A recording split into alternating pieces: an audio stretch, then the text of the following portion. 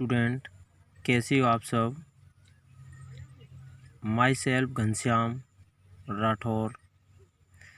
आज हम कक्षा 10 की रसायन विज्ञान के अंदर अम्ल तथा क्षारक एसिड एंड बेसेस के बारे में डिस्कशन करेंगे।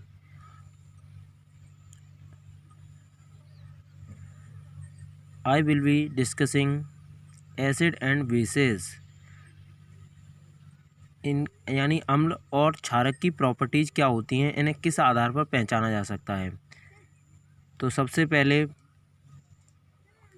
अम्ल तथा क्षारकों की कुछ प्रारंभिक अवधारणाएं हैं। Early concept of acid and bases.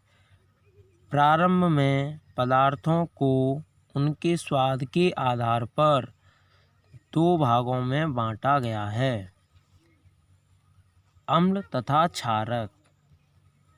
प्रथम भाग अम्ल की करते हैं, जिन्हें इंग्लिश में एसिड कहते हैं। एसिड्स वे पदार्थ जिनका स्वाद खट्टा होता है तथा जो नीले लिटमस पेपर को लाल कर देते हैं अम्ल कहलाते हैं।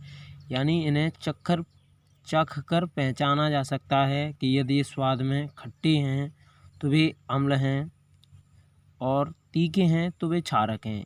ब्रोस्ट एंड लॉरी के अनुसार दूसरी अवधारणा इस प्रकार है कि वे पदार्थ जिन्हें जल में घोलने पर केवल H धनायन देते हैं अम्ल कहलाते हैं। फॉर एग्जाम्पल के लिए जैसे HCl हाइड्रोजन क्लोराइड, जिसे नमक का अम्ल भी कहते हैं।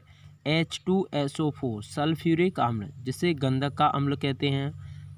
HNO3 नाइट्रिक अम्ल, जिसे सीरिक अम्ल कहते हैं। Type of acid. अम्लों के प्रकार। अम्लों के दो प्रकार होते हैं, प्रबल अम्ल और दुर्बल अम्ल। Weak acid and strong acid and weak acid. सबसे पहले बात करते हैं स्ट्रॉन्ग एसिड की। प्रबल अम्ल वे पदार्थ जो जल में पूर्ण रूप से विलय होते हैं प्रबल अम्ल कहलाते हैं, जैसे HCl, HNO3, H2SO4। ये सभी स्ट्रॉन्ग एसिड होते हैं। दूसरा पॉइंट आता है अब दुर्बल अम्ल। वे पदार्थ जो जल में आंशिक रूप से विलय होते हैं दुर्बल अम्ल कहलाते हैं। फॉर एग्जाम्पल के लिए जैसे CH3COOH एसीटिक अम्ल, जिसे सिरका भी कहते हैं, जिसे हम चख सकते हैं। H2CO3 कार्बनिक अम्ल। अम्लों तो ये बात क्लियर होगी कि हम स्वाद के आधार पर इन्हें पहचान सकते हैं कि जिनका स्वाद खट्टा होता है वे अम्ल कहलाते हैं। अब अम्लों के कुछ सामान्य गुण भी होते हैं। General properties of acid. तो इनके क्या क्या गुण हैं। अम्ल स्वाद में खट्टे होते हैं, जैसा कि हम पहले ही बता चुके हैं आपको कि अम्ल स्वाद में चखने पर खट्टे लगते हैं तथा जल में विलय होते हैं। अम्ल नीले लिटमस पेपर को लाल कर देते हैं। अम्लों की प्रकृति संक्षारक होती है, यानी ये त्वचा को हानि पहुंचा सकते हैं।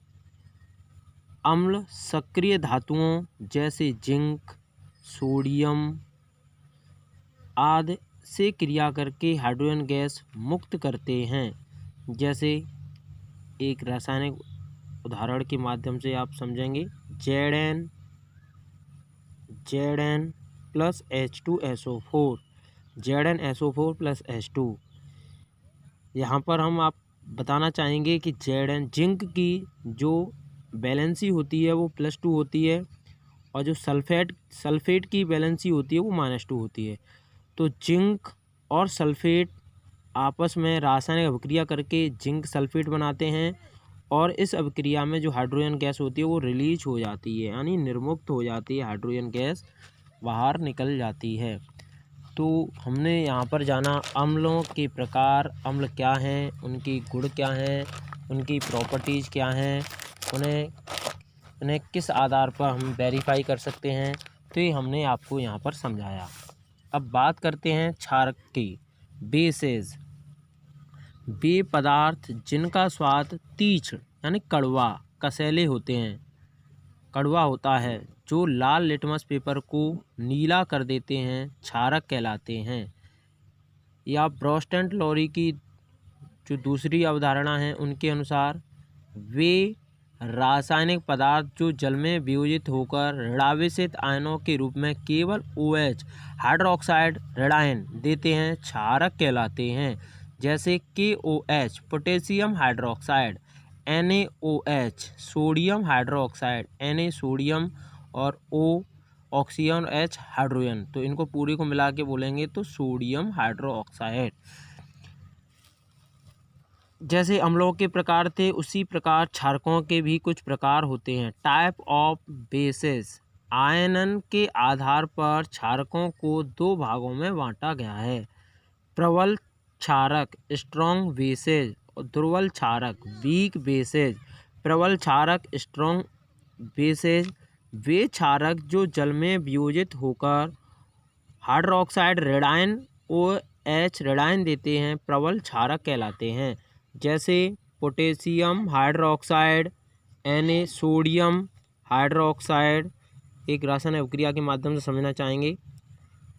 KOH अगर हम इसे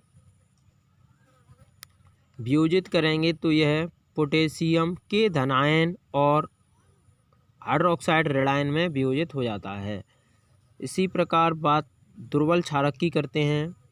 दुर्बल क्षारक क्या होते हैं? वीक बेसेस वे क्षारक जो जल में पूर्णतया वियोजित नहीं होते हैं, दुर्बल क्षारक कहलाते हैं। जैसे एल्यूमिनियम हाइड्रोक्साइड, एल्यूमिनियम हाइड्रोक्साइड। अब यहाँ बात करेंगे कि यहाँ OH का होल थ्राइस ही क्यों आया। अभी ऊपर पढ़ रहे थे KOH पोटेशियम हाइड्रोक्साइड, वहाँ तो OH का होल थ्राइस था नहीं। यहाँ पर एल्यूमिनियम की जो वैलेंसी होती है वो +3 होती है और हाइड्रोक्साइड की जो वैलेंसी होती है वो -1 होती है, और इसे बैलेंस करने के लिए यहाँ पर OH का होल थ्राइस किया गया है, एल्यूमिनियम हाइड्रोक्साइड। इसी प्रकार अमोनियम हाइड्रोक्साइड NH4OH, NH4 होता है अमोनियम और OH होता है हाइड्रोक्साइड, पूरा मिला के बोलेंगे तो अमोनियम हाइड्रोक्साइड। अब यहाँ बात करेंगे एक एग्जाम्पल के माध्यम से इसे समझेंगे। AlOH का होल थ्राइस, तो हमने आपको पहले ही बताया कि एल्यूमिनियम की जो बैलेंसी होती है वो +3 होती है, इसलिए यहाँ OH की बैलेंसी हमने बताया वो -1 होती है। अब इसे बैलेंस करने के लिए यहाँ +3 है या -1 है, इसलिए यहाँ पर 3 का आगे से मल्टीप्लाई कर दिया, जिससे यह बैलेंस, इसकी बैलेंसी बैलेंस हो गई। अब क्षारकों के भी कुछ प्रॉपर्टीज होती हैं। क्षारकों के सामान्य गुण, जनरल प्रॉपर्टीज ऑफ बेसेस। क्षारक जल में विलेय तथा स्वाद में कड़वे यानी तीखे होते हैं। दूसरा पॉइंट, क्षारक लाल लिटमस पेपर को नीला कर देते हैं। अम्ल ठीक इसके अपोजिट करते हैं, नीले को लाल करते हैं, लेकिन क्षारक लाल लिटमस को नीला कर देते हैं। क्षारक स्पर्श करने पर साबुन के समान चिकने होते हैं। अम्लों के समान क्षारकों की प्रकृति भी संचारक होती है, परंतु अम्लों की तुलना में कम होती है। ये थे क्षारक और अम्ल। इसी प्रकार बात करते हैं अब सूचक, इंडिकेटर। जैसे कि नाम से ही जान रहे हैं इनको, ये जो किसी रासायनिक अभिक्रिया की सूचना दें, यानी वे रासायनिक पदार्थ जिनका अम्लीय विलयन में एक रंग और क्षारीय विलयन में दूसरा रंग होता है, सूचक कहलाते हैं। यानी अम्लीय विलयन में अलग रंग दें और क्षारीय विलयन में अलग रंग की सूचना करें तो उन्हें सूचक कहते हैं। या इन्हें दूसरी परिभाषा इस प्रकार परिभाषित किया जा सकता है इनको भी, कि वे रासायनिक पदार्थ जो किसी रासायनिक अभिक्रिया के पूर्ण होने के अंतिम बिंदु की सूचना देते हैं, सूचक कहलाते हैं। जैसे मेथिल ऑरेंज, इसका जनरल फार्मूला है C14H14N3NaO3S। फिनोल्फथेलिन C20H14O4। जब, जैसे कि एक एग्जाम्पल के माध्यम से समझेंगे, जब मेथिल ऑरेंज को अम्लीय विलयन में घोलते हैं तो इसका रंग लाल हो जाता है। जब इसे क्षारीय विलयन में घोला जाता है तो इसका रंग पीला हो जाता है। जैसा कि अभी ऊपर परिभाषित किया गया था कि जिनका अम्लीय विलयन में अलग रंग हो, क्षारीय विलयन में दूसरा रंग हो। तो यहाँ पर मेथिल ऑरेंज यही प्रदर्शित करता है कि अम्लीय विलयन में जब उसे डालते हैं तो वो है रेड हो जाता है, और जब इसे क्षारीय विलयन में डालते हैं तो यह पीला येलो हो जाता है। यानी ऊपर परिभाषा से यह सिद्ध होता है कि वे रासायनिक पदार्थ जो अम्लीय विलयन में अलग रंग दें और क्षारीय विलयन में अलग रंग प्रदर्शित करें तो उन्हें सूचक कहलाते हैं। तो आज के लिए बस इतना स्टूडेंट, नेक्स्ट क्लासेज में आगे अध्ययन करेंगे।